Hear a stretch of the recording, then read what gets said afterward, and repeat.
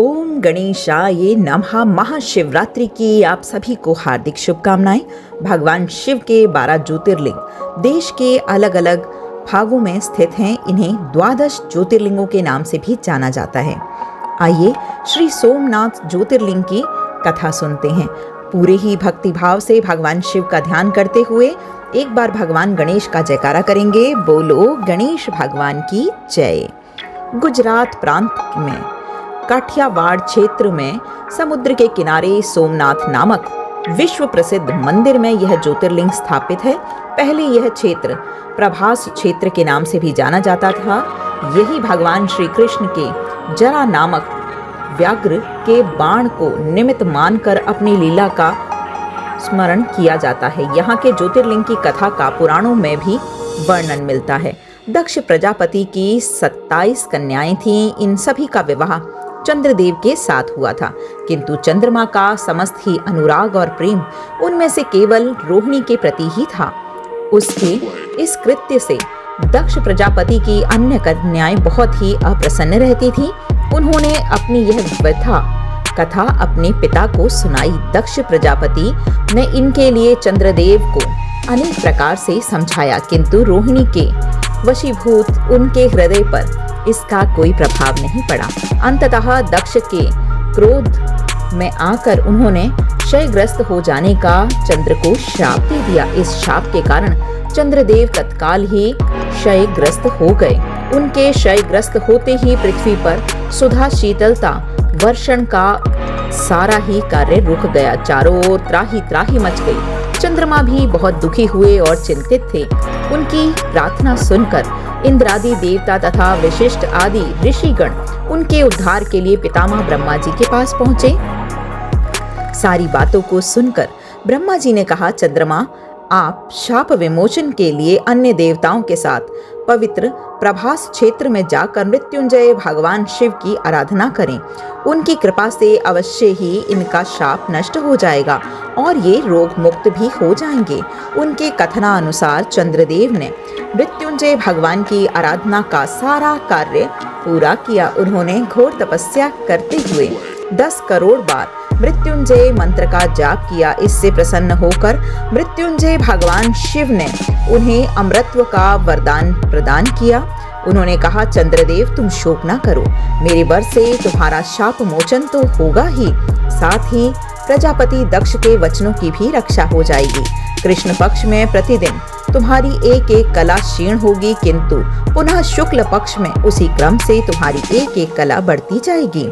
इसी प्रकार प्रत्येक पूर्णमासी को तुम्हें पूर्ण चंद्रत्व प्राप्त होता रहेगा। चंद्रमा को मिलने वाले इस वरदान से सारे लोकों के प्राणी प्रसन्न हो उठे।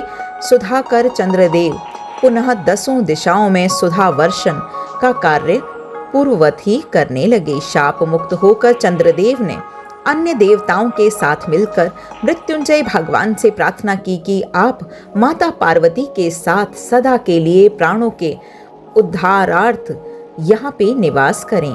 भगवान शिव ने उनकी इस प्रार्थना को स्वीकार करके ज्योतिर्लिंग के रूप में माता पार्वती के साथ तभी से यहाँ रहने लगे। पावन प्रभास क्षेत्र में स्थित इस सोमनाथ ज्योतिर्लिंग की महिमा महाभारत, श्रीमद् भगवत तथा स्कंद पुराण आदि में भी विस्तार पूर्वक बतलाई गई है।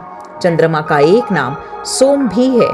उन्होंने भगवान शिव को ही अपना नाथ स्वामी मानकर यहाँ तपस्या की थी, अतः इस ज्योतिर्लिंग को सोमनाथ भी कहा जाता है। इनके दर्शन, पूजा, आराधना से ही भक्तों के जन्म जन्मांतर के सारे पाप नष्ट हो जाते हैं और वे भगवान शिव और माता पार्वती की अक्षय कृपा का पात्र बन जाते हैं। मोक्ष का मार्ग उनके लिए सहज ही सुलभ हो जाता है। उनके लौकिक पारलौकिक सारे कृत्य ही अपने आप ही सफल हो जाते हैं। हर हर महादेव। ओम गणेशाय नमः। श्री मल्लिका अर्जुन की कथा। आंध्र प्रदेश में कृष्णा नदी के तट पर दक्षिण का कैलाश कहे जाने वाले श्री शैल पर्वत पर श्री मल्लिका अर्जुन ज्योतिर्लिंग स्थित है। महाभारत, शिव पुराण कथा, पद्म पुराण आदि धर्म ग्रंथों में भी इनकी महिमा और महत्ता का विस्तार किया गया है। पुराणों में इस ज्योतिर्लिंग की कथा इस प्रकार से वर्णित है कि एक समय की बात है, भगवान शंकर के दोनों पुत्र श्री गणेश और श्री कार्तिकेय स्वामी विवाह के लिए परस्पर झगड़ने लगे। प्रत्येक का आग्रह था कि पहले मेरा विवाह होगा। उन्हें लड़ते झगड़ते देखकर भगवान शिव और मां भवानी ने कहा कि तुम दोनों लोगों में से जो पहले पूरी पृथ्वी का चक्कर लगाकर यहाँ वापस लौट कर आएगा, उसी का विवाह पहले किया जाएगा। माता पिता की यह बात सुनकर श्री कार्तिकेय स्वामी को तो अपने वाहन मयूर पर विराजित हो तुरंत ही पृथ्वी की प्रदक्षिणा लेने के लिए वह दौड़ पड़े। लेकिन गणेश जी के लिए तो यह कार्य भी करना बड़ा ही कठिन था। एक तो उनकी काया स्थूल थी, दूसरे उनका वाहन भी मूषक चूहा ही था।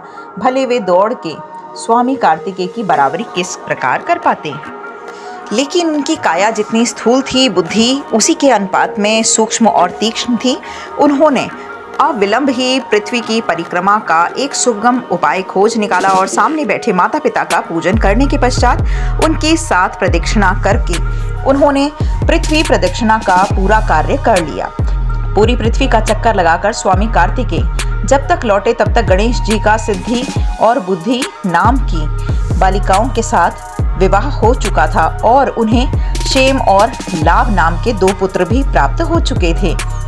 यह सब देखकर स्वामी कार्तिकेय अत्यंत ही रुष्ट होकर पर्वत पर चले गए। माता पार्वती वहां उन्हें मनाने पहुंची। पीछे भगवान शंकर वहां पहुंचकर ज्योतिर्लिंग के रूप में ही प्रकट हुए। तब से मल्लिका अर्जुन ज्योतिर्लिंग के नाम से यह प्रख्यात हुआ। इनकी अर्चना सर्वप्रथम मल्लिका पुष्पों से की गई थी। मल्लिका अर्जुन नामक पड़ने का यही कारण है।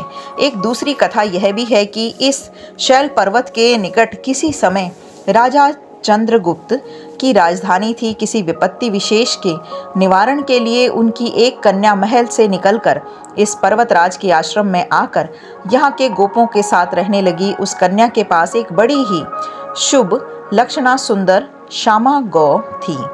उस गौ का दूध रात में कोई चोरी से दूह ले जाता था। एक दिन संयोगवश उस राजकन्या ने चोर को दूध दुहते हुए देख लिया और क्रोधित होकर उस चोर की ओर दौड़ी, किंतु गौ के पास पहुंचकर उसने देखा कि वहां शिवलिंग के अतिरिक्त और कुछ भी नहीं है। राजकुमारी ने कुछ समय पश्चात उस शिवलिंग पर एक विशाल मंदिर का निर्माण कराया। यही शिवलिंग मल्लिका अर्जुन नाम से आज प्रसिद्ध हुआ। शिवरात्रि के पर्व पर यहाँ बहुत बड़ा मेला लगता है। इस मल्लिका अर्जुन शिवलिंग का दर्शन, पूजन और अर्चन करने वाले भक्तों की सभी सात्विक मनोकामनाएं पूर्ण होती हैं।